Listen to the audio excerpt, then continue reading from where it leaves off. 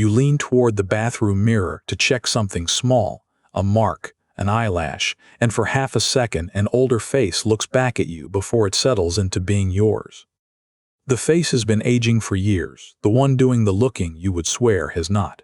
Somewhere behind your eyes there is a person of about 25 who has been watching the whole time, unchanged, and tonight the two of you have caught each other by surprise.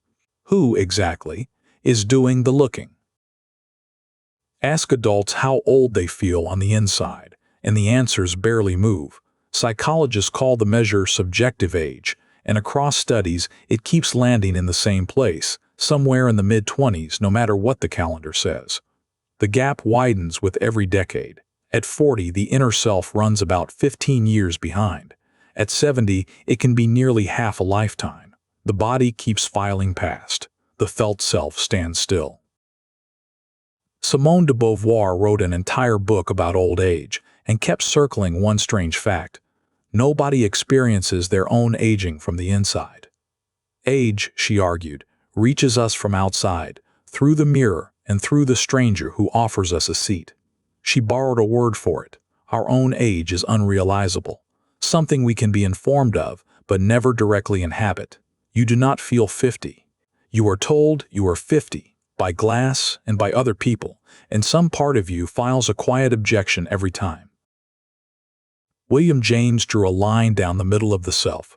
On one side he put the me, everything about you that can be observed, your body, your history, your reputation, your graying hair. On the other side he put the I, the observer itself, the one doing the noticing.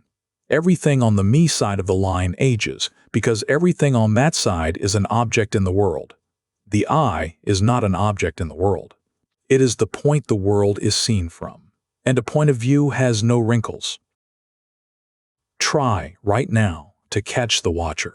Turn your attention inward and look for the self that is doing the looking. What do you find?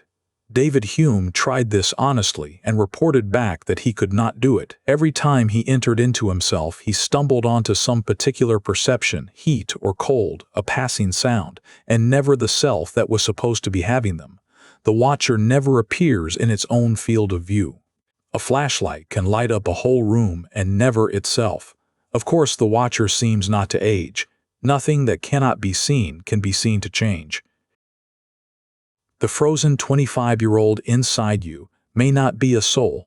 It may be a blind spot. The feeling of being ageless is exactly what a point of view feels like from within, the way the present moment feels endless while you are in it. Your inner sense does not report an unaging self. It simply has no instrument for detecting its own weather. Read this way: the mirror is not the liar in the room. You are. The face is the honest witness, and the double take is the sound of the truth getting in. Mortality, for most people now, does not arrive as a deathbed thought or a sermon on the afterlife. It arrives sideways in exactly this moment, the photograph from a decade ago, the reflection caught in a train window. You remember being behind the eyes in that old photograph, and here is the unsettling part. It felt precisely like this. The now you are living in has the same texture the now of your 20s had. The witness stamps every memory with the same watermark. I was there and I was me, and keeps no record of its own passage.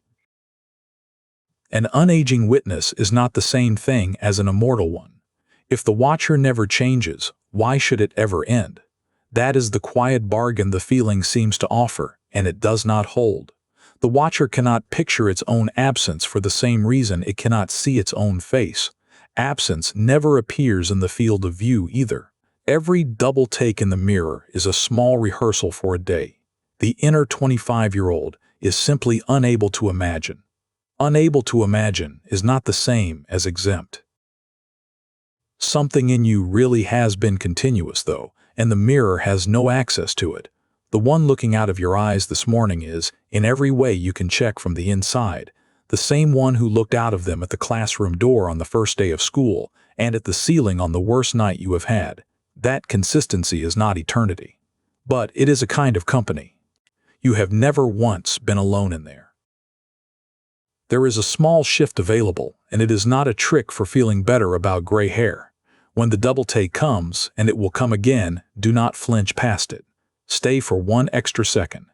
What you are seeing is not a stranger replacing you. It is the meeting of your two halves, the one that keeps the record and the one that reads it. The face is the ledger. Every line in it is proof that the inner 25-year-old did not stay young by hiding, but by continuing, through jobs, winters, arguments, recoveries, all of it entered on the only page you have. The watcher stays young, precisely because the face agreed to do the aging for both of you. One morning the mirror will catch you again. Bad light, no warning. An older face arriving half a second before the recognition does. You could take it as an ambush.